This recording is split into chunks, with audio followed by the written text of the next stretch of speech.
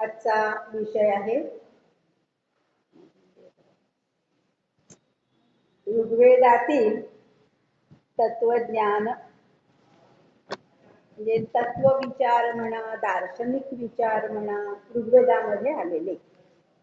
आपण मागच्या व्याख्यानाला ऋग्वेदाचं स्वरूप बघितलं होतं. तर अनेक विषय ऋग्वेदामध्ये आहे आणि ऋग्वेद हा आद्य ग्रंथ आहे संपूर्ण जगामधलाच. त्याच्यामध्ये तो केवळ आद्य आहे, पहिला आहे म्हणून महत्वाचा आहे असं अजिबात नाही, तर त्याच्यामध्ये आलेले विचार हे आपल्याला त्याचाच विकास पुढच्या सर्व वाङ्मयामधून आपल्याला दिसतो. आणि भारतीय तत्वज्ञानाचा काय तर सगळा संस्कृतीचा पाया म्हणूनच आपल्याला ऋग्वेद हा ग्रंथ हा मानावा लागतो, तो मानला जातो आणि तो मानला जाईल. सर्वच म्हणजे आता इथे आत्ता आपल्याला जे काय सांस्कृतिक दृष्ट्या जी तत्व आपल्याला दिसतात, आपण जी बघतो वाचतो, तशाच स्वरूपाचं सगळं जसंच्या तसं वेदात मिळेल असं नाही. कारण ऋग्वेदाचा काळ जर आपण बघितला तर ऋग्वेदाचा काळ आहे इसवी सन पूर्व 5000, 4000, 3000 इतकी वर्ष आहे. म्हणजे त्यातला कुठलाही जरा दोन्ही सगळेच मानले जातात म्हणा, एक काही जण विद्वान हे मानतात, काही एक मानतात, असं जरी घेतले म्हणजे इतकं हजारो वर्षापूर्वीपासूनच जी आहे, तर त्या काळामध्ये ज्या गोष्टी आपल्याला जशा स्वरूपामध्ये त्या ऋषींनी ज्याचा विचार केला ते किती प्रगत होतं हे काही आता सांगायची गोष्ट नाहीये, कारण ते आहेच, प्रगतच होते हे सिद्ध आहे. प्रत्येक वेळेलाच एखादा शोध लागला की हे ऋग्वेदात आहे अमुक आहे असं सांगायची काही गरज नाही, पण ते तसंच तसं असणार नाही हे निश्चित आहे.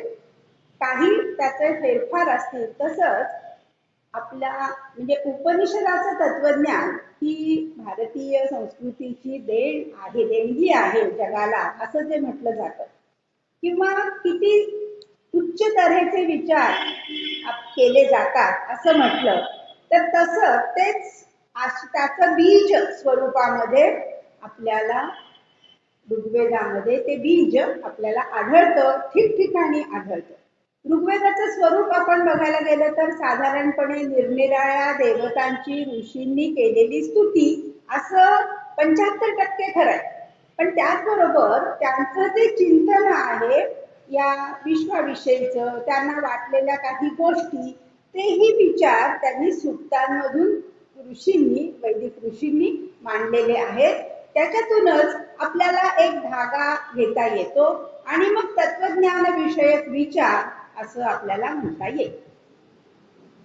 सर्वसाधारणपणे ऋग्वेद ग्रंथाचा विचार केला तर 2 ते 7 ही गोत्रमंडल आहे असं म्हणतात. म्हणजे त्या गोत्रातील ऋषींचे प्रत्येक कृती म्हणजे मंत्र त्यांचे हे एकत्रित केलेले आहेत, कारण ही शेवटी संहिता आहे ना, एकत्रीकरण केलेलं आपल्याला दिसतं.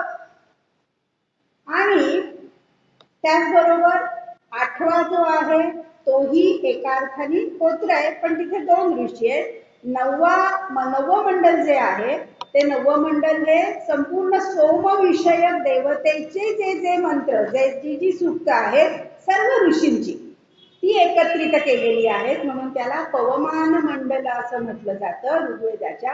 मग उरलेले जे काही मंत्र सूक्त होते, विचार होते, ते सर्व प्रथम मंडल आणि 10व्या मंडलामध्ये आपल्याला एकत्रित केलेले दिसतात. म्हणून ऋग्वेदाच्या तुलनात म्हणजे रचनाचा विचार करत असताना हा सगळा तौलनिक विचार आहे ना, अगदी काटेकोरपणे असंच आहे असं सांगता येणार नाही. पण 2 ते 7, 8 काही अंशी 9 ही प्राचीन मंडल म्हणता येतात.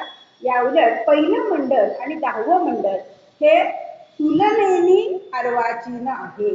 त्या तुलनेत त्याच्यातले काही जुनेही आहेत, ऋषी पण जुने आहेत आणि काही नवीन ऋषी असतील, पण ते नवीन म्हणजे कसे इसवी सन पूर्व 4000 म्हटलं तर इसवी सन पूर्व 3500 असा तो म्हणतो. म्हणजे आत्ताच्या काळातले 20वे शतक 17वे शतक असं नाही, इसवी सन पूर्वातलेच आहेत पण तुलनेनी, म्हणून तुलनात्मक विचार असं मी म्हटलं.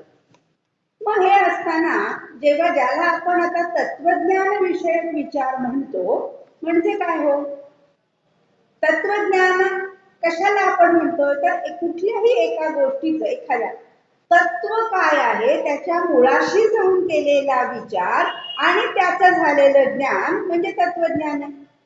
तो विचार करून त्याचं जे ज्ञान होतं हे तत्वज्ञान आहे. मग मुळाशी म्हणजे काय आहे, हा सगळा विश्व पसारा आपण त्याला प्रपंच म्हणतो. प्रपंच म्हणजे काय, विस्तार. मग त्याच्या मुळाशी जायचंय म्हणजेच काय आहे, साधारणपणे 3 विषय येतात. ही सृष्टी, मग ही सृष्टी याची निर्मिती कशी झाली, मुळाची म्हणजे सृष्टीची निर्मिती झाली का, झाली तर ती कशा प्रकारे झाली.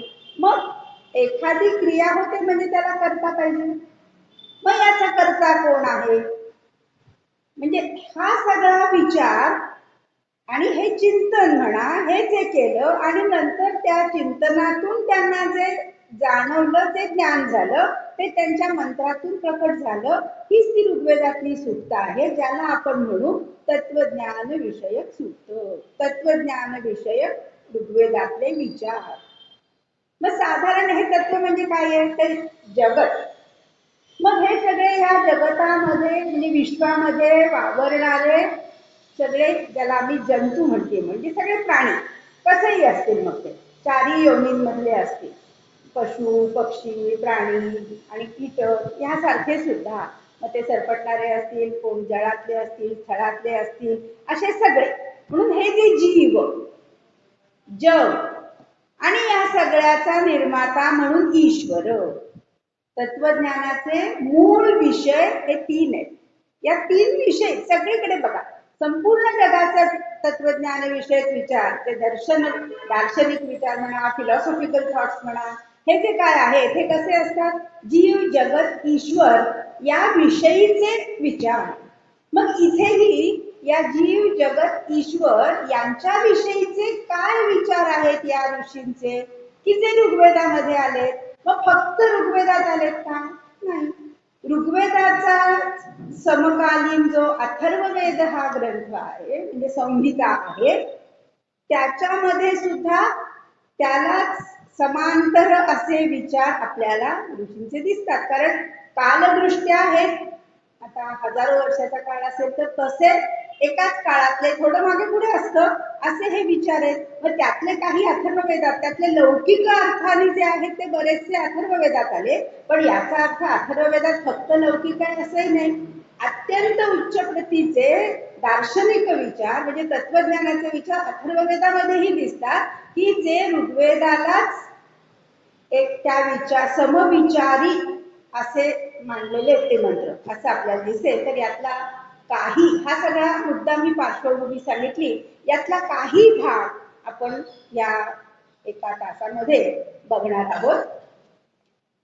तर सर्वात प्रथम सृष्टीचा विचार, या व्यतिरिक्त सुद्धा अनेक ते पुढे बघू, पण सर्वात प्रथम सृष्टीचा विचार करणारं म्हणजे ही कशी काय निर्माण झाली, हे सृष्टीविषयक विचार करणारे अनेक मंत्र ऋग्वेदामध्ये आलेले आहेत, किंवा काही स्पष्टपणे आणि काही अस्पष्टपणे हे विचार ऋग्वेदात दिसतात. तर त्यातले अगदी जसंच्या तसं, म्हणजे तिथे काही शास्त्रीय सिद्धांत मांडले चुकतात ना असं आपल्याला म्हणता येणार नाही. बरेचसे रूपकात्मक, काही गूढात्मक असं वर्णन येतं, कारण मुळी सृष्टीची उत्पत्ती हा विषयच इतका गहन आहे की त्याच्याविषयी कसं काय सांगणं हे फार अवघड आहे. तर असे ती महत्वाची जी सूक्त जी आहेत ती म्हणजे एक नासदीय सूक्त, नंतरचं पुरुष सूक्त आणि तिसरं म्हणजे हिरण्यगर्भ सूक्त.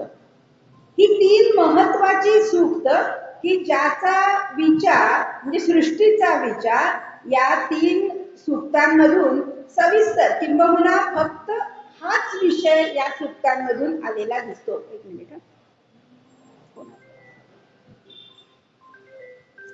बंद केला ना.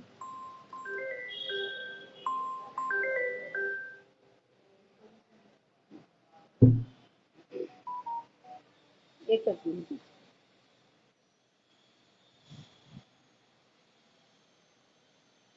तो संपूर्ण हे जे 3 सूक्त आहेत सृष्टी विषयक विचार आहेत. तर एक एक त्यातला काही मुद्दे आपण घेऊया. अत्यंत गहन गूढ असे हे विचार आपल्याला दिसतात.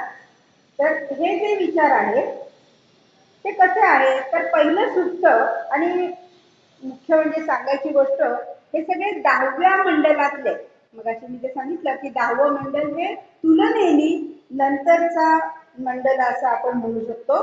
तर ते नंतर आलेले असे, नंतर असलेल्या या मंडलातले हे विचार आहेत, 10व्या मंडलातले.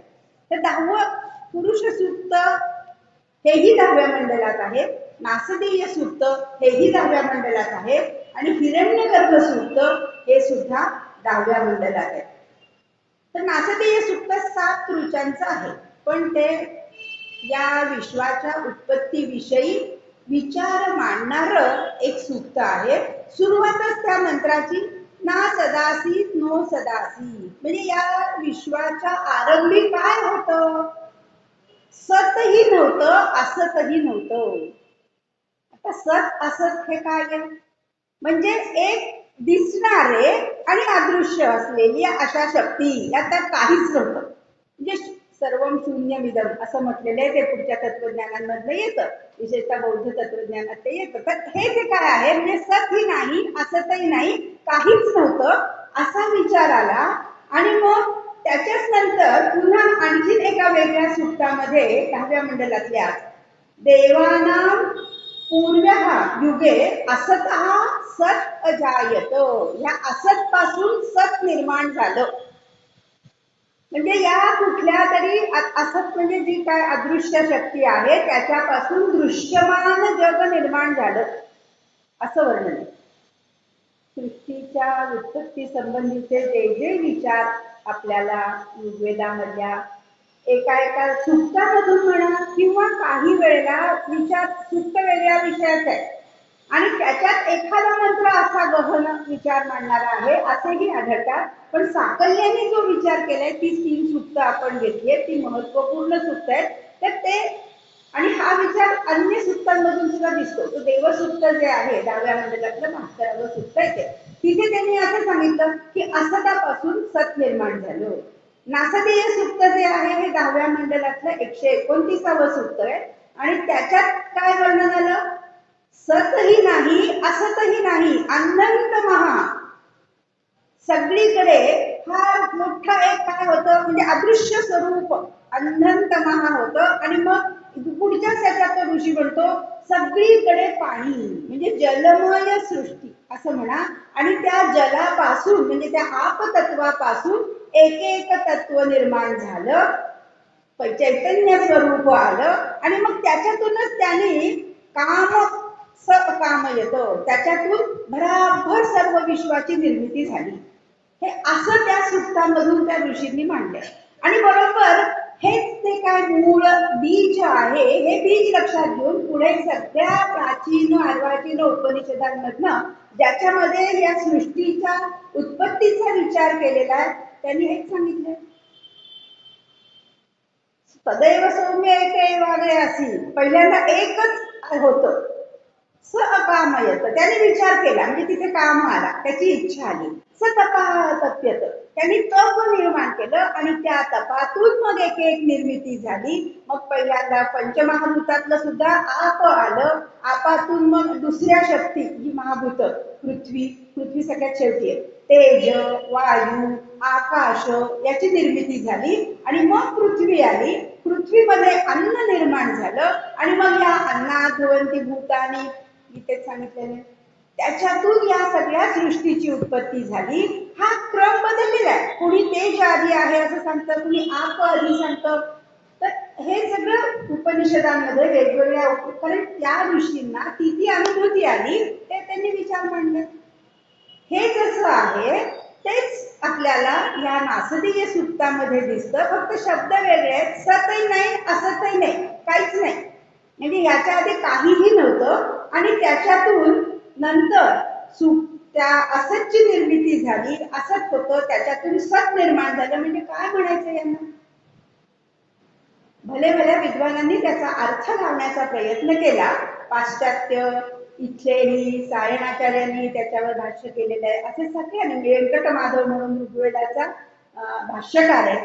त्याच्यानंतर सायण आहे आणि मग बाकीच्या सगळ्यांनी सुद्धा केला, अगदी दयानंद सरस्वती आणि अलीकडच्या सगळ्यांनी.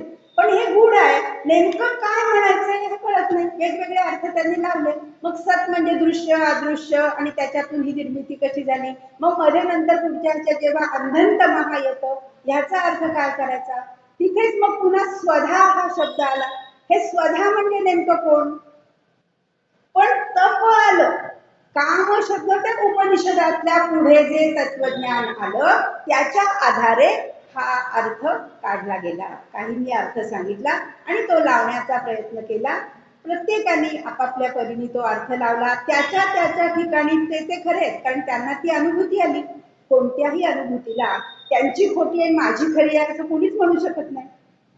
असं नाहीये. ते सगळं शेवटी काय आहे, ह्या अज्ञानाच्या वर आलेलं पहिलं अज्ञान, त्याच्या पुढे ज्ञान येतं, त्याच्यातून आलं. तेच कदाचित अंधकार आहे सगळीकडे आणि त्याच्यातून तेज प्रकट झालं. म्हणजे काय, तमसोमा ज्योतिर्गमय आहे ना, अंधारातून ही ऋग्वेदातलीच प्रार्थना. आम्हाला प्रकाशाकडे म्हणजे ज्ञानरूपी प्रकाश आहे. पहिल्यांदा काय आहे काहीच माहिती नाही, सगळीकडे गूढ आहे आणि त्यातून कुठेतरी एक काहीतरी निर्माण झालं आणि मग पुढे पुढे एक एक विश्वाची निर्मिती झाली. मग सूर्य चंद्र सुक्तातील मंत्रातून मग त्याच्यात म्हणजे ब्रह्मा असं जे उपनिषदांमध्ये आलं असं प्रत्यक्ष ऋग्वेदातल्या कोणत्याही मंत्रामध्ये नाही. ब्रह्माकडून केलेल्या तपाद्वारा मग नंतर पण एक सुक्तामध्ये असं दिसते काहीतरी. ऋग्वेदामध्ये जेव्हा ब्रह्म शब्द येतो, कारण हा तत्वज्ञानामध्ये प्रचलित असा शब्द आहे. सगळीकडे ब्रह्म आहे सर्वस्वी आणि त्या ब्रह्मालाच आत्मा, ब्रह्माला मग परमात्मा असं म्हटलं. हे सगळं वेदातली भाषा नाहीये, ही उपनिषदांची भाषा आहे. उपनिषद हे सुद्धा वैदिक वाङ्मयाचाच भाग आहे, हे मान्य असलं तरी त्याही आधी आपण ऋग्वेदाचा विचार जेव्हा करतोय तर मग ऋग्वेदामध्ये ब्रह्म शब्द आला का. आला. काय अर्थ आहे त्याचा, तर त्याचा अर्थ शक्ती, मंत्रातली शक्ती. म्हणजे कुठेतरी ती शक्तीशी ते जोडलं गेलेलं आहे. हे बीज स्वरूपात त्याचा आलेलं वर्णन पहिल्यांदा आणि ह्या बीजाचंच पुढे बीज अंकुरलं आणि मग पुढे वृक्ष झाला. वेगवेगळे विचार विकसित झाले असं आपण म्हणू शकतो. मग हे जे ब्रह्म म्हणजे ती शक्ती, हीच शक्ती ब्रह्म म्हणजे तरी काय आहे नंतर उपनिषदात सांगितलेलं विश्व नियामक शक्तीच आहे ना ती, या सर्वांमध्ये असलेली. त्यालाच मग नंतर चित शक्ती म्हटलं. चिदवाद केलं की ती शक्तीच आहे ना, पण ती मग त्याला चित नाव दिलं, कुणी त्याला चेतना म्हटलं, कुणी आणखीन काहीतरी नाव दिलं. असं जे आहे ही शक्ती. मग या शक्तीचं स्वरूप कसं आहे, दिव, तेज, तेजस्वी. आणि ह्याच्यातूनच देव हा शब्द आला. देव म्हणजे आपण ज्याला आता देव देवता देवळं बांधतो अशा अर्थाने ते नाही, म्हणजे काहीतरी प्रकाशमान असलेलं असं जे ती शक्ती. आणि म्हणून मग देव ही संकल्पना आली. देव हा शब्द द्यू धातूपासून दिव धातूपासून जो आला तो म्हणजे तेज स्वरूप असा आहे. आणि सगळ्यात तेज स्वरूपाचं पहिलं प्रतीक कोणतं आहे, सूर्य. सूर्य हे पहिलं आहे. पण सूर्याची निर्मिती व्हायला पहिल्यांदा अंतरिक्ष यायला पाहिजे ना. कुठे आहे तो सूर्य, अंतरिक्षात आहे. मग त्याच्यात म्हणून ते हे जे तेज आहे हे कशात तुम्हाला मिळेल, खूप दाट काळोख असेल तिथे सुद्धा काहीतरी तेज आहे, त्याच्यामध्ये सुद्धा ती शक्ती येईल किंवा ती सुप्त स्वरूपात आहे आणि मग ती प्रकट होते. पाण्यामध्ये सुद्धा तेज आहे. आता वीज निर्मिती करतो ती कशी करतो, पाण्यातूनच आहे ना. म्हणजे तेच ते काय शक्ती आहे ती पाण्यात आहे हेच ते सांगतायत ना. मग सगळीकडे पाणी होतं आणि त्याच्यातून तेज निर्माण झालं. मग त्याच्यातूनच अंतरिक्ष निर्माण झालं. अंतरिक्षातून मग हे जे म्हणजे अंतरिक्ष निर्माण झालं म्हणजे काय, म्हणजे विभागला गेलं ना. एकच जे होतं ते काहीतरी दोन झाले, एक वर आणि एक खाली असा विभाग निर्माण झाला. तीन लोक आणि त्याही वर एक काहीतरी आहे असं आलं, ते द्युलोक आहे. मग अंतरिक्ष आणि मग हा भूलोक, ही पृथ्वी, हे जड तत्व. आणि ह्या जडतत्वापासून नंतर सर्व जीवांची निर्मिती झाली. त्या जीवांची निर्मिती होत असताना पहिल्यांदा वनस्पती औषधी निर्माण झाल्या आणि त्याच्यातून मग एक एक एक एक अन्न निर्माण झालं. आपणही मराठीत म्हणतो ना, देवाने जन्माला घातले म्हणजे चोच दिली तर चारा पण तो देतो. हीच व्युत्पत्ती कुठून आली ह्या सगळ्या म्हणी? लोक समाजामध्ये ज्या आल्या अगदी सगळ्यात अशिक्षित आपण ज्याला म्हणतो त्यांना सुद्धा या माहिती असतात आणि त्यांच्याकडूनच खरं शिक्षितांनाच ते माहिती नसतात. इतकी जी खरी तत्व आहेत या जगाची ती त्यांना माहिती असतात. खेड्याच्या सगळ्या त्या आजी इतक्या छान सांगत असतात तत्वज्ञान. कुठून येतं हे सगळं? हे जे त्या काही शिकलेल्या नसतात कुठलेही, पण त्यांना हे जे काय दिसतं त्याच्यातून त्यांना आलेलं ज्ञान आहे आणि त्यातनं मग हे जे काय आहे म्हणजे हेच तत्व उपनिषदातही सविस्तर वेगवेगळ्या तऱ्हेने मांडलेली आहे थिअरी जगाच्या व्युत्पत्तीची. तर अशी ही 7 मंत्रांमध्ये, आता ऋग्वेदातला असल्यामुळे त्याला ऋचा म्हणतो, ऋचा म्हणजेच मंत्र. या 7 मंत्रांमध्ये नासदीय सूक्तात हा विचार आला. पहिल्यांदा काय होतं? काहीच नाही, सतही नाही नासत नाही, तरी पण उत्पत्ती झालेली आहे. मग तिथे स्वधया हे सगळे विश्व निर्माण झालं आणि एका इतक्या शीघ्र गतीने निर्माण झालं. पुन्हा त्या ऋषी काय सांगतायत की ज्याप्रमाणे सूर्यकिरणं एकदम सगळ्या पृथ्वीवर पसरतात. हे तर रोज दिसतं ना आपल्याला. सूर्य उगवल्या क्षणात सगळा अंधार नाहीसा होतो. झटकन सगळे ते किरण येतात आणि ती पसरतात संपूर्ण विश्वभर. तसंच ते सांगितलं. मग त्यांनी मग आता हे जे काय कुठलंही कर्म जेव्हा होतं, सृष्टी निर्मिती हे सुद्धा कर्मच आहे. मग हे कर्म होत असताना त्याच्या मागे काहीतरी क्रिया असते, साधना असते, त्यालाच मग तप म्हटलं. उपनिषदामध्ये त्याला तप म्हटलं. आणि मग ते काय सांगतात? तर एक जो जीव होता स अकाक्य इच्छा उत्पन्न झाली पाहिजे, त्याच्याशिवाय होत नाही कुठलीही क्रिया. तुमच्या मनामध्ये साधा व्यवहार काहीतरी असेल तर ती उत्पन्न झाली तर तुम्ही काहीतरी हालचाल करता ना. काहीच वाटलं नाही तर काहीच नाही. पण ही निर्मिती आता व्हायची तर ती कशी निर्मिती झाली? पहिल्यांदा त्या जीव निर्माण झाला, पण त्या जीवाला काहीतरी आलं पाहिजे ना. त्याला इच्छा जर झाली तर पुढचे काहीतरी निर्मिती होईल. इथून ती सुरुवात झाली. एकटाच होता पहिल्यांदा, त्याला वाटलं एकोहम बहुश्याम प्रजायेयो. इथेच सगळ्या उपनिषदांची सुरुवात होते, सृष्टी निर्मितीचा जे विचार आहे त्याची. पण अशी वाक्य वेदात नाहीये, ऋग्वेदात नाही. ऋग्वेदात त्यांनी काय सांगितलं? ह्याच्यातून ते कसं झालं माहिती नाही, पण ते आलं. काम निर्माण झाला आणि त्या कामातून, काम म्हणजे आपण मराठीतलं काम नाही, काम म्हणजे इच्छा. ही जी इच्छा निर्माण झाली आणि त्याच्यातून मग ही निर्मिती झाली. त्यालाच इथे स्वधा असं म्हटलेलं आहे. हे स्वधा म्हणजे काम निर्माण होऊन केलेलं जे तप आहे ते आहे. उपनिषदात ज्याला तप म्हटलंय, स तपहा अतप्यत असं जे वाक्य येतं, हे जे तप ते तप आणि मग त्याच्यातून एक एक निर्मिती झाली. सुंदर वर्णन केलेली आहे सगळ्या उपनिषदांमधली. वेगवेगळी जरी असली तरी त्यातलं तत्व आपण बघितलं तर समान धागा आपल्याला निश्चित सापडतो. तसंच इथे आहे.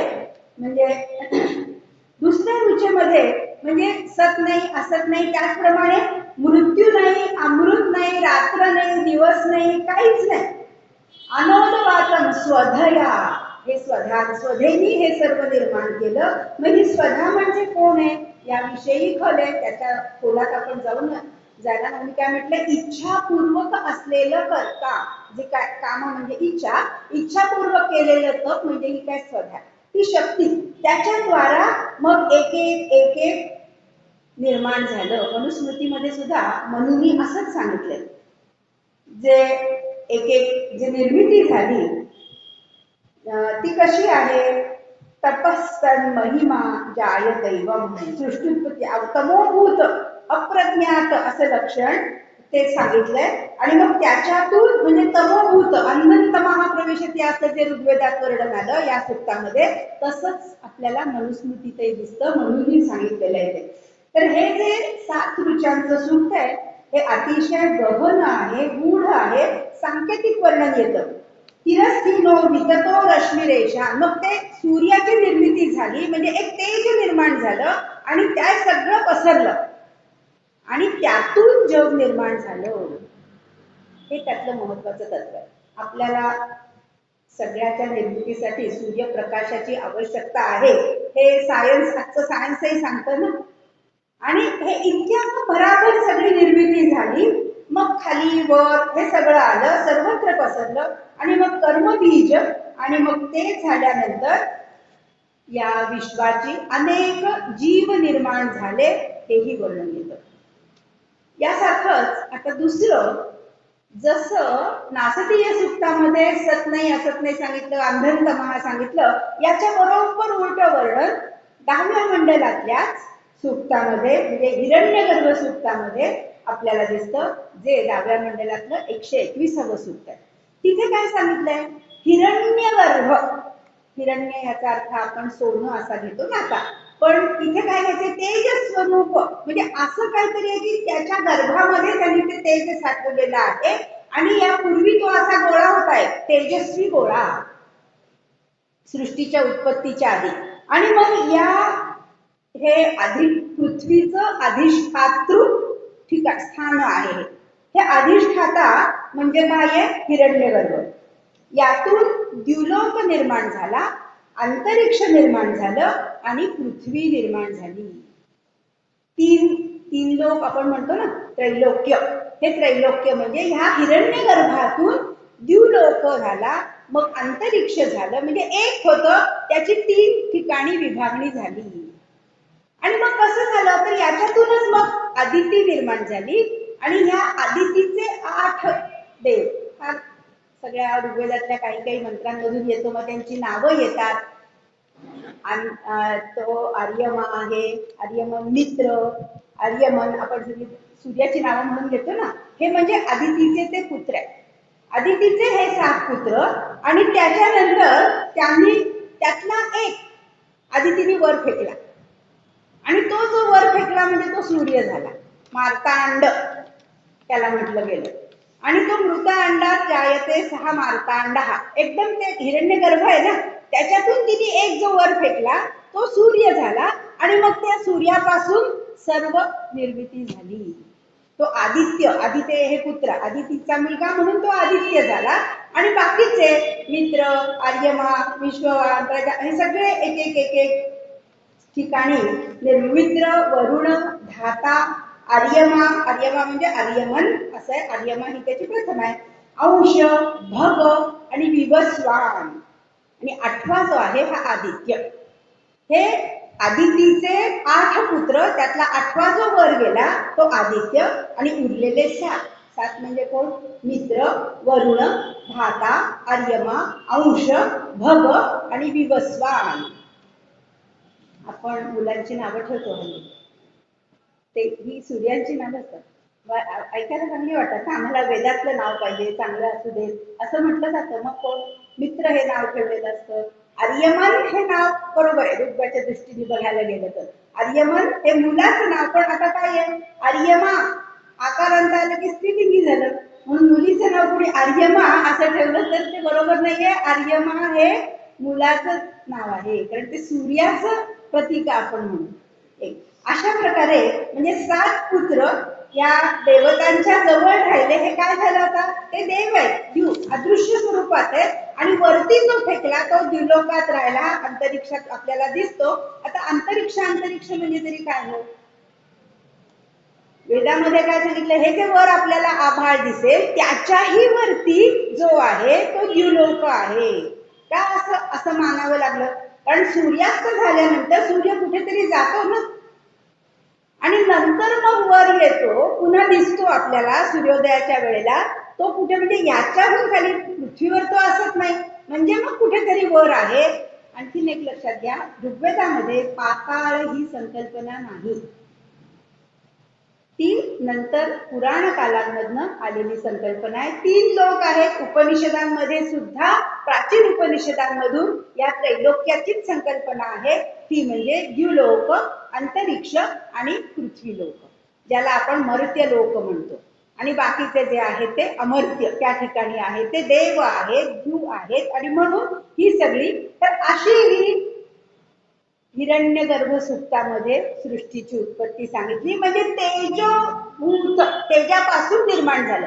बरोबर नासदीय सूक्तामध्ये जे आलं आणि इथे जे आलं त्याच्यामध्ये आपल्याला तफावत जाणवेल. तरी पण नासदीय सूक्तामध्ये पाणी पहिल्यांदा सर्वत्र आहे आणि त्या पाण्यातून नंतर उत्पत्ती झाली असं ते सांगितलं गेलं. म्हणजे तिथेही तेज, पाण्यामध्ये तेजाचा अंश आहेच, म्हणून त्याला त्या हिरण्यगर्भ म्हटलं. म्हणजे त्या तेजगर्भ स्वरूपात आहे ना, ते पाण्यामध्ये आहेच ना.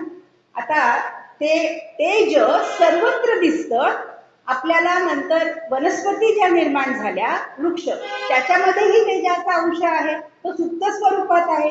मग त्या अग्नीला प्रकट करायचं म्हणजे काय करायचंय, ही अधरारणी आणि ही उत्तरारणी म्हणजे दोन फांद्या झाडांच्या त्या एकमेकांना घासल्या की त्याच्यातून जो निर्माण होतो तो अग्नी आहे. हा त्याला त्या घासायला खूप जोर लागतो, म्हणून अग्नीला वेदामध्ये सहस सूनु असं म्हणतात. सूनु म्हणजे मुलगा, सहसहा म्हणजे बळाचा पुत्र. अग्नी हा बळाचा पुत्र आहे का, तर ते घर्षण करावं लागतं खूप जोरात. त्या अग्नी जो आहे आपला, हा अग्नी मंथनाचा अग्नी आहे, तो अग्नी देवता आहे, हे लक्षात घ्यायचं. हा फरक आहे भारतीय संस्कृती आणि पाश्चात्य संस्कृतीमधला. दगडातनं गारगोटीचाही अग्नी असतो, या संस्कृतीमध्ये ते सांगितलेलं आहे. ग्रीसमध्ये गारगोटी होता, आपल्याकडे गारगोटीचा अग्नी नाहीये. हा, आणि तो म्हणजे त्या वृक्षामध्ये सुप्त स्वरूपामध्ये ती देवता आहे. त्यामुळे त्याचंही मंथन जेव्हा करायचं तेव्हा ते विधीपूर्वक करून तो अग्निदेव प्रकट करायचा आहे. कारण ती तिथून पुढे सगळी उत्पत्ती आहे. जिथे तिथे या विश्वोत्पत्तीचं बीज आपण बघतो. म्हणून ही पंचमहाभूत आहेत. या पंचमहाभूतामध्ये एक दृश्य स्वरूप आहे आणि बाकीची तत्व अदृश्य स्वरूपात आहेत, असं जर आपण म्हटलं, तेच तर नासदीय सूक्तात सांगितलं. सतही नाही नासतही नाही. मग मगाशी तुम्हाला म्हटलं ना, सत म्हणजे दृश्य आणि असत म्हणजे अदृश्य. असं जर आपण विवेचन केलं तर आपल्याला या सगळ्या विचारातून एक धागा मिळू शकतो. आणि अविचाराने जी टीका केली जाते की काय नाही, हे सगळं थोतांड आहे, वेदामध्ये जे काय वर्णन आली आहे कशाचा कशाला मेळ नाही. अहो, मेळ तुमच्यात नाहीये, मेळ आपल्या विचारातनं तुम्ही दाखवला तर सगळं तुम्हाला सुसूत्रता दिसते. ती बघायची. पण त्याच्यासाठी काय पाहिजे, साधना पाहिजे, विचार पाहिजे, चिंतन चांगल्या प्रकारे जर केलं तर आपल्याला हे तत्व जाणवतं आणि या तत्वाचं ज्ञान होतं. त्याच्याहून तत्वज्ञान वेगळं काही नसतं. हेच आहे तत्वज्ञान. म्हणूनच आपण म्हणतो की शिकलेल्या नसल्या तरी खेड्यातल्या आजींना हे माहिती असतं, कारण त्या त्याच्या खोलापर्यंत जाऊ शकतात, त्या विचार करतात. पण शेवटी काय सांगितलंय उपनिषदांनी सुद्धा, जीवो ब्रह्मैव नापरः. जीव म्हणजे ब्रह्म, ह्या विश्वामध्ये जी शक्ती आहे तीच आपल्यामध्ये आहे. आपण आणि ते याच्यात फरक नाहीये. कसा विचार आला, हा विचार करायला जर आपण लागलो तर त्याच्या मुळाशी जायला पाहिजे. पुन्हा तत्वाशी. तत्व कुठून झालं, एकच होतं आणि त्याचेच सगळे अंश निर्माण झाले. म्हणजे इथे जे काय दिसतात त्या विश्वामध्ये जेवढे काय स्वरूप आपल्याला दिसतील त्या सगळ्यामध्ये त्याचा अंश आहेच ना. मग तो अंश मूळ अग्नीचा असेल, तो हिरण्यगर्भ असेल, तो पाण्याचा असेल, त्या या सगळ्या प्रकारांमध्ये कमी अधिक प्रमाणात फरक का दिसतात, कमी अधिक प्रमाणामध्ये आहेत म्हणून ना. आपल्यामध्ये जीन्स असतात त्यांचे सुद्धा काय फरक असतात ना, सायन्स हल्ली सांगतं की का फरक येतो. पण तत्व सगळ्यांमध्ये सारखीच आहे, एकच आहे, ते तिथे सांगितलं. आता तिसरं महत्वाचं सूक्त म्हणजे पुरुष सूक्त. इथे आणखीन एक भन्नाट कल्पना लावली. पुरुष सूक्त 10व्या मंडलातलं 90वं सूक्त आहे. 16 ऋचांचं हे सूक्त आहे, आपल्या सगळ्यांना परिचित आहे. यामध्ये विश्व, तिथे आता हिरण्यगर्भ म्हटलं नाही, पाणी म्हटलं नाही, सत नाही, असत नाही. त्यांनी एक कल्पना काय घेतली, हे जे काय एक विश्व स्वरूप, तो म्हणजे आदि पुरुष, ज्याला विराट पुरुष असं नाव दिलं. सृष्टी म्हणजेच एक विराट पुरुष आहे. विश्वाचं वर्णन करत असताना उपनिषदांमध्ये जे आलं विचार, कठोपनिषदात पहिल्यांदा आला तसाच विचार वेदामध्ये बीज रूपात आला आणि गीतेमध्येही 15व्या अध्यायात जो आला अश्वत्थमेनं सुविरूढ मूलम असं जो सांगितलं. म्हणजे हे विश्व म्हणजे एक वृक्ष म्हटलं ना, ते काय आहे, रूपक आहे. ते सरळ सरळ वर्णन केलं नाही. तसंच इथेही हे जे काय विश्व आहे, हे विश्व म्हणजे एक पुरुष आहे. आणि हे तत्व कसं आहे, ते सगळ्या विश्वाला व्यापून अत्यतिष्ठत दशांगुलम. पुरुष वेदम सर्वम यद्भूतम यच्च भव्यम उतामृतत्वस्येषानो यदन्नेनातिरोहति. म्हणजे हे सगळं तत्व म्हणजे हे पुरुषच आहे. हे विश्व म्हणजे हे पुरुष आहे, हा विराट पुरुष आहे. आणि पुरुष केवढा, सगळ्या विश्वाला व्यापून पुन्हा 10 अंगळ वर उरलाय. संपला नाही तो, उरला ना, शिल्लक राहिलाय. आणि मग हे म्हणजे म्हणून मग हे विश्व म्हणजे काय आहे, पुरुषच आहे. हे कसं आहे, यात भूतम पूर्वी जे घडून गेलं, पूर्वी जे होतं तेही पुरुष आणि जे होणार आहे तेही पुरुषच आहे. भूतकाळ, वर्तमान काळ आणि भविष्यकाळ या त्रिकाला बाधित नाही, त्रिकालाच्याही पलीकडे हे एक तत्व आहे. म्हणजे हे पुरुष तत्व आलं. काय आहे पुरुष, हे एक वेगळा शब्द उपनिषदांनी दिला, पुरीशेते इति. पुरुष, पुरुष म्हणजे काय, त्याची व्युत्पत्ती कशी आहे सायणाचार्यांनी सांगितली, सगळ्या आचार्यांनी नंतर घेतली, निरुक्ताताई आली. पुरीशेते, पुरी म्हणजे ह्या पुरामध्ये राहणारा, शी म्हणजे झोपणारा, शयन करणारा ह्या अर्थी. पुर म्हणजे हे देह, हे शरीर, देव देवाचे मंदिर म्हणतात ना, तसं हा देहरूपी या म्हणजे शरीर मध्ये जो आहे म्हणजे कोण आहे, आत्मा. म्हणजे हे त्याला नंतर आत्मा म्हटलं. आत्मा शब्द याच्यातही आला, ऋग्वेदातही काही मंत्रांमधून आपल्याला दिसतो. आणि हे जे काय आत्मतत्व आहे यालाच पुरुष म्हटलं. आणि हेच आत्मतत्व सर्वत्र आहे म्हणून काय म्हटलं, पुरुषेवेदं सर्वं यद्भूतं यच्च भव्यं उतामृतत्वस्येषानो. अमृतत्वस्य ईशानः म्हणजे जे अमर आहेत, जे देव आहेत त्यांच्यामध्ये सुद्धा हे तत्व आहे. आणि यात अन्नेन अतिरोहती, अन्न खाऊन जे जगतात ना, वाढतात ना, त्यांच्यामध्ये सुद्धा हे तत्व आहे. काय सांगितलं वेगळं तत्व, मग सगळंच एक आहे. मग आता कसं काय याची निर्मिती झाली, तर पहिल्यांदा काहीच नाहीये हो.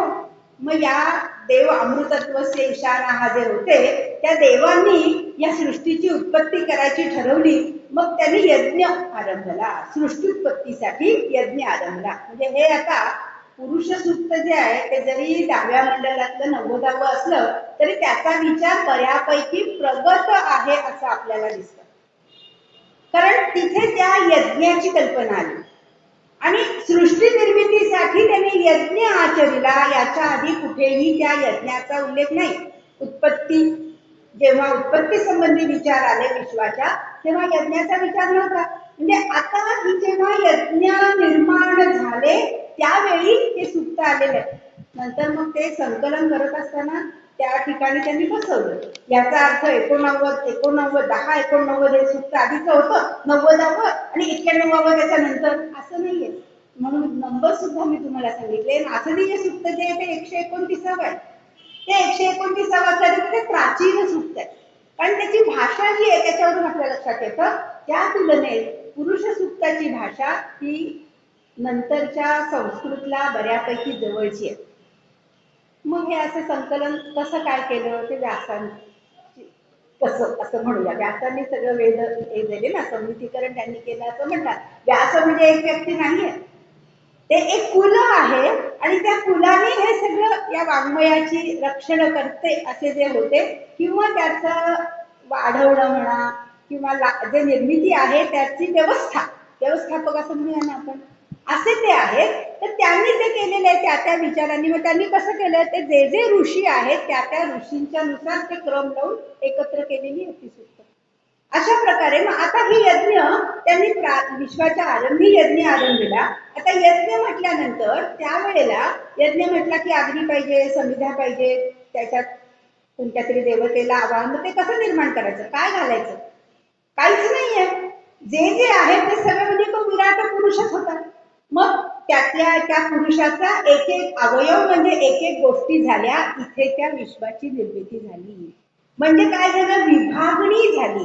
जे एक तत्व होतं त्या एका तत्वाची वेगवेगळ्या प्रकारे त्यांना संज्ञा देऊन म्हणजे नावं देऊन त्याची विभागणी केली गेली.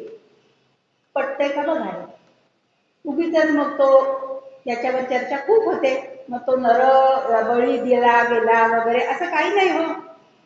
तो आता झाड म्हणजे काय आहे, कोणीतरी त्या मानलंय ना, एक मोठा संपूर्ण विश्व म्हणजे पुरुष आहे, तर मग त्याच्यातून त्याचं काहीतरी अवयव आहुती दिली पाहिजे आणि त्याच्यातून अमुक अमुक निर्माण झाली. ह्या अवयवापासून हे निर्माण झालं, त्या अवयवापासून ते निर्माण झालं, अशा सगळ्या गोष्टींची निर्मिती या वेगवेगळ्या त्या विराट पुरुषाच्या अवयवांपासून निर्मिती कशी झाली हे त्या पुरुष सूक्तामध्ये सांगितलं. आपल्या परिचयाचं आहे पुरुष सूक्त. चंद्रमा मनसो जाता चक्षुसूर्य अजायत, मनातून चंद्र निर्माण झाला. आणि म्हणून मोहन आणि चंद्र यांचं नातं निरनिराळ्या काव्यांमधून कसं बहरतं हे आपल्याला माहिती आहे. कारण कुठेतरी तो चंद्र दिसला पौर्णिमेचा की मनाला आणि सागराला सुद्धा येतं ना, उफाळ येतो आणि ते भरती येते त्याच वेळेला. हा चक्षु म्हणजे डोळ्याचं इंद्रिय म्हणून ते सूर्य अजायत, त्या विराट पुरुषाच्या डोळ्याची आहुती दिल्यानंतर त्याच्यातून सूर्य निर्माण झाला, चंद्र निर्माण झाला, त्याच्या एकेका अवयवापासून सर्व गोष्टी निर्माण झाल्या. घोडे, मनुष्य, मनुष्यातल्या गोष्टी, हे सगळं एक एक एक एक निर्मिती झाली. आणि हा प्रतिकात्मक यज्ञ आहे हेही लक्षात ठेवा. यज्ञेन यज्ञमय यजंत देवाः, आणि ती जी काय तत्व होती तानि धर्मानि प्रथमान्यासन, ती पहिली तत्व निर्माण झाली आणि त्याच्यातून मग ते हनाकम महिमान सचंत साध्या यत्र पूर्वे साध्याः संती देवाः, ही पूर्व म्हणजे ही जी परंपरा नंतर सुरू झाली. म्हणजे यज्ञ संस्कृती निर्माण झाल्यानंतरच हे सूक्त आहे यज्ञापासूनच. आणि तेच गीतेत सांगितलंय, यज्ञादवंती भूतानी पर्जन्यादन्न संभवा, यज्ञादवती पर्जन्यो वगैरे वगैरे जे काय आहे. अशी ही जी संकल्पना आहे, लोकसंग्रह, चक्र, परिवर्तन, हे जे एक एक एक एक एकातून एक निर्मिती, हे सांगणारं पुरुष सूक्त. पण हे कसं घ्यायचंय, रूपकात्मक वर्णन आहे हा विचार लक्षात घेऊन मग ते सूक्त वाचा आणि मग त्यातनं अर्थ काय काय येतो ते बघा. प्रत्यक्ष कशाचीच आहुती माणसाची तर अजिबातच नाही. ती जी काय आहे, कारण त्या संपूर्ण विश्वाचे जे काय आहे त्यालाच मुळे पुरुष मानलंय ना, म्हणून मग वृक्ष म्हणजे हात म्हटलं गेलं असेल. मग त्याच्यातला एक गोष्ट म्हणजे त्याचा एक एक अवयव असं सगळं घेतलं तर ही जी संकल्पना. त्याच्यानंतर महत्वाचे जे शब्द, विश्व उत्पत्ती याशिवाय विचार आहेत का, अनेक सूक्तातून याशिवायही सृष्टीच्या उत्पत्ती विषयीचं वर्णन आलेलं आहे. पण आणखीन एक आपल्याला घ्यायची आहे, त्यामुळे महत्वाची ही 3 सूक्त सांगितल्यानंतर खूप छान सूक्त आहेत ती. जेव्हा केव्हा कुठूनही तुम्हाला बघायची झाली, चिंतन करायचं असेल तर अभ्यास त्याचा जरूर करा, ते वाचा, आनंद निश्चित मिळतो. एक तत्व आपल्याला समजतं. आणि जर पुढे ज्यांनी कुणी त्याच्यानंतर उपनिषद वाचली असतील तर तो धागाही आपल्याला लागतो. उपनिषदात हे वर्णन का आलं, त्याचं बीज कुठे आहे, तर या सगळ्याचं बीज आपल्याला या ऋग्वेदातल्या सूक्तांमध्ये कुठे ना कुठेतरी सापडतं. तत्वज्ञान विषयक आणखीन विचार म्हणजे मगाशी त्याचा उल्लेख केला होता. ब्रह्म, आत्मा, परमात्मा, जीवात्मा हे महत्वाचे शब्द आहेत. त्याचबरोबर आणखीन एक महत्वाचा म्हणजे कर्म, कर्मबंध, पुनर्जन्म, मृत्यू, मृत्यूच्या नंतरचं जीवन, परलोक जे आहे त्याविषयीचं वर्णन, हे सगळे विषय त्या एका अर्थाने त्या सृष्टीमध्येच येतात ना. मग ते कोण आहे, ते बंधन आहे. तर कर्मबंधन म्हणजे कर्माचा सिद्धांत जो आहे त्याचा विचार हा वेदापासूनच आपल्याकडे आलेला. विकसित विकसित होत होत कर्मबंधम प्रहास्यसी असं जे गीतेमध्ये सांगितलं, हा जो कर्मबंध आहे किंवा आज या जन्मात केलेली कर्म या जन्मातच ती सगळी तुम्हाला फेडायची असतात, हेही तत्वज्ञान, साधं तत्वज्ञान आहे. हे आपल्यामध्ये रुजलेलं आहे. न कळत आपण केव्हा नेहमी म्हणत असतो, हे जे काय आलं हे कुठून आलं, तर हा कुठला तरी बांध म्हणजे कर्म बांधून ठेवतात, हा हा विचार वेदामध्ये आहे. कुठे दिसतो हा? या सगळ्या देवतांची जी वर्णनं आहेत, या देवतांच्या वर्णनातनं देवतांची स्तुती करताना त्या देवतेला जी कुठली देवता असू दे वेदातल्या, प्रार्थना जेव्हा तो ऋषी करतोय, ती प्रार्थना करत असताना प्रत्येक देवतेकडे तो ते मागणी करतो.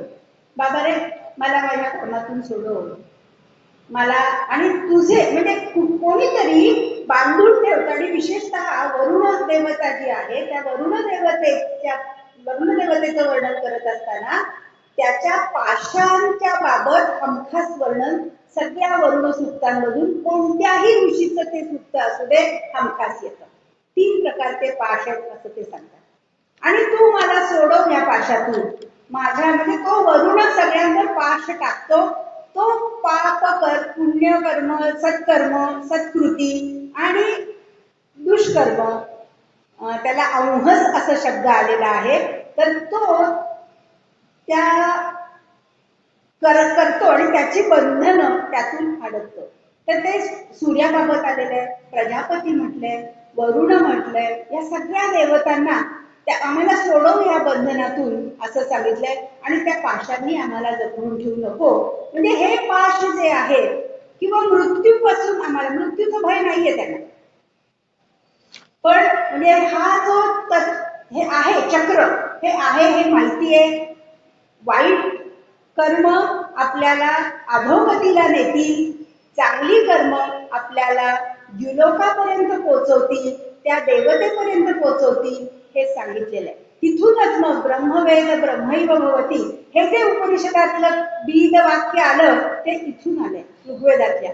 तर ज्या ज्या देवतेची उपासना केली आहे ऋषींनी, त्या त्या देवतेची प्रार्थना करत असताना ते सांगतायत, बाबा रे, मला तुझ्याकडे नाही, मला तुझ्याकडे नाही. आणखीन एक महत्वाचं, सगळ्यांना माहिती आहे तो श्लोक, मृत्युंजय मंत्र आपण म्हणतो, की त्याच्यामध्ये तो स्पष्ट उल्लेख आला, उर्वारुकमिव बंधनात मृत्योर्मुक्षीय, मला सोडव. आणि अत्यंत सुंदर उपमा आहे त्या काळातले, ते टरबुजासारखं एक फळ आहे, ते पिकलं की आपोआप गळून पडतं त्या वेलीपासून. मग ते जसं तुटतं तसंच मला तू सोडव, मृत्योर्मुक्षीय, या मृत्यूपासून मला तू सोडव, मा अमृतात, अमृतापासून मला सोडवू नकोस.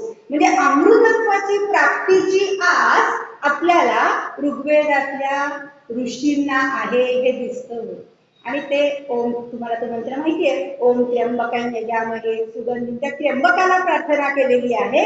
आणि त्याचे काय मागितलंय, म्हणजे बंधन, म्हणजे कुठेतरी या कर्माचं बंधन या जीवाला आहे आणि याला बंधमुक्त कर, मग त्याला पाशमुक्त कर असं म्हटलेलं आहे. आणि हे बंधमुक्त कर, पण त्याचबरोबर मला अमृतत्वापासून मुक्त करू नकोस, मा अमृतात, मा म्हणजे नको, मृत्योर्मुक्षीय, हे मला तू सोडव, मृत्यूपासून सोडव, पण अमृतापासून सोडवू नको. आणि तेच सांगितलंय ना, तमसोमा ज्योतिर्गमय, म्हणजे मृत्यू म्हणजे कुठेतरी तो अंधार आहे आणि आपल्याला जायचंय ते त्या ज्योतीपर्यंत जायचंय, हाच विचार आहे. असाच विचार परलोकासंबंधीचा विचार येतो. मृत्यू नंतरचा हा जी आत्मा आहे, आत्मा हा शब्द आलेला आहे, पण आत्मा हा शब्द ऋग्वेदामध्ये देहवाचक आहे, कधी कधी मनवाचक आहे, अशा अनेक अर्थांनी त्या विविध सूक्तांमधून तो आलेला आपल्याला दिसतो. तर असे वेगवेगळे विचार मृत्यूविषयीचे, त्यानंतर म्हणजे कुणीतरी घेऊन जा, मग मृत्यूनंतर एखादा मृत झाल्यानंतर त्याच्यावर प्रेतात्मा झाला तो, आणि मग त्याच्यावर संस्कार आहे, पण तो जीव हा देह सोडून जातो आणि तो द्युलोकाला जातो, असा विचार आपल्याला ऋग्वेदात हे जे सूक्त आली आहेत त्याच्यामधून दिसतो. आणि म्हणून ते ऋषी प्रार्थना करतोय, तर कलेवर तिथे आहे आणि त्याच्या तिथे प्रार्थना करतोय, बाबा तू परत ये, तिथून गेलायस तो. म्हणजे कुठेतरी ही संकल्पना आहे की हा देहातून मुक्त झालेला जो, ज्याला आपण आता आत्मा म्हणतोय ते म्हणूया, तो आत्मा परत येतो. इथे ते विचार आले, मृत्यूच्या मूळ स्वरूप जे आहे, आणि त्याचाच विचार विकास मग पुढच्या ग्रंथांमधून आपल्याला दिसतो. म्हणून मग यज्ञ संस्कृतीमध्ये आहुती झाली की मृत्यूनंतर चांगली कर्म असतील तर स्वर्ग मिळेल आणि तुम्ही उपभोग घ्याल, पण उपनिषदांमध्ये ज्याला मोक्ष मुक्ती असं जे म्हटलंय, म्हणजे या जन्ममृत्यूच्या फेऱ्यातून सोडव, पुनर्जन्म नको. पुनर्जन्म हा विचार ऋग्वेदामध्ये येतो, त्यात परत बोलातोय ना, संपूर्ण त्याच्यामध्ये येत आहे विचार, संपूर्ण सुक्तामध्ये परत परत तो सांगतोय, बाबा तू तिथून परत ये, इथे बघ हे काय काय आहे, हे सगळं घे. म्हणजे एक एक आमिष दाखवले, फार छान सुक्त आहे ते. पण त्या दृष्टीने तिथे तू ये. अथर्ववेदामध्ये आपल्याला हा विचार दिसतो. अशीच आणखी नाहीये, पण घड्याळ पुढे सरकते, काळाअभावी मला जास्त नाही सांगता येणार, खूप विचार आहेत. त्याचबरोबर हा आणखीन एक तत्वज्ञानाचा म्हणजे पुनर्जन्माच्या बाबतीत आपण बघितलं तर तो आहे. तसंच तीन म्हणजे पृथ्वी लोक, अंतरिक्ष आणि द्युलोक. ह्या द्युलोक क्षीणे पुण्ये मर्त्यलोकम विशंती, हा जो गीतेतला विचार आहे, असा पुण्य चांगल्या कर्मांनी तुम्हाला ऊर्ध्वगती प्राप्त होते हे सांगितलेलं आहे. पण मगाशी मी सांगत होते ते मोक्ष म्हणजे मुक्ती, या जन्ममृत्यूचा फेरा नको असा विचार मात्र स्पष्टपणे वेदात येत नाही. वेदामध्ये ऋग्वेदामध्ये जे आहे हे त्यांना सगळं हवंय. पशूंचमे द्याचमे पुत्रांचमे सगळं मला पाहिजे, मला भोग ऐश्वर हे सगळं हवं. पण ते कसं पाहिजे? नीतिमत्तेवर आधारित असलेला भोग, असलेलं ऐश्वर, म्हणजे कुठल्या बंधन पण. तुम्ही चांगलं वागलात त्या कर्मलिप्यते नरे जे सांगितलं भगवद्गीतेमध्ये, तसंच कदाचित भावना वेदामध्ये आहे का? दुष्कर्म जे आहे त्याचे बंध येतील, सत्कर्माचं बंधन येणार नाही, असा कुठेतरी विचार आपल्याला हा ऋग्वेदातले हे सूक्त वाचत असताना आहे का असं वाटतं.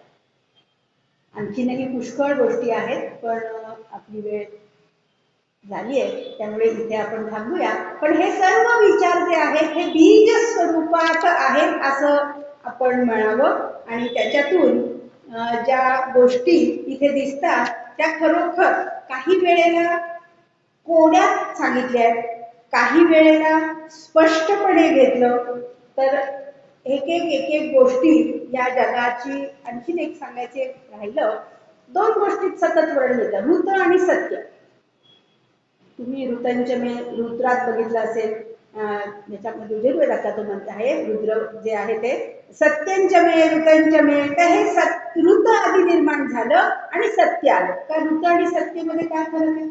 वरुणाची जी आहे म्हणजे वैश्विक नियम जे आहेत ते पहिल्यांदा निर्माण झाले. बघा काय विचार आहे बघा, आधी सगळी सृष्टी निर्माण झाली आणि मग त्याच्यासाठी नियम केले असं नाहीये.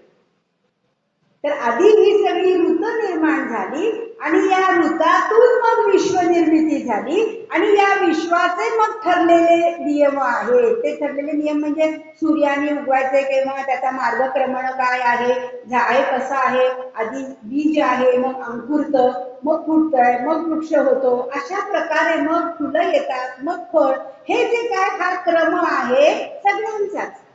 जन्म आहे, त्याच्यानंतर शैशव, मग बाल, मग तारुण्य, उलट होत नाही कधी. हे जे आहे ह्याला ऋत म्हणायचे. म्हणजे हे वैश्विक नियम हे आधी झालेले आहेत, हे तयार केले आणि मग या चक्रात या सगळ्या सृष्टीला बसवलेलं आहे. आणि ते सृष्टी जी जी काय वागते ते सत्य आहे. म्हणजे सत्य म्हणून त्याला नंतरच्या लोकांनी व्यावहारिक सत्य आणि वैश्विक सत्य असं म्हटलं. आपण मराठी भाषेमध्ये ऋत आणि सत्य दोन्ही एकाच तांगड्यात तोडतो, पण तसं नाहीये. ऋतला जरा वैश्विक पातळी, अथर्वशीर्षामध्ये बघा तिथेही आधी ऋत आणि मग सत्य असेच शब्द आलेले आहेत. सगळीकडे सर्वत्र ते आहे, म्हणजे ती आधी आहे. तर ही संकल्पना, हा विचार आपल्याला ऋग्वेदातल्या सूक्तांनी दिलेला आहे असं दिसतं. आणि दुसरी एक गोष्ट म्हणजे अनेक देवतांचं वर्णन असलं तरी त्या अनेक देवतांच्या वर्णनामध्ये एकत्व आपल्याला दिसतं. किंबहुना नंतर मग 10व्या मंडलामध्ये 7व्या मंडलामध्ये सुद्धा ते ऋषींनी विचार मांडले. एकम सत विप्रा बहुधा वदंती.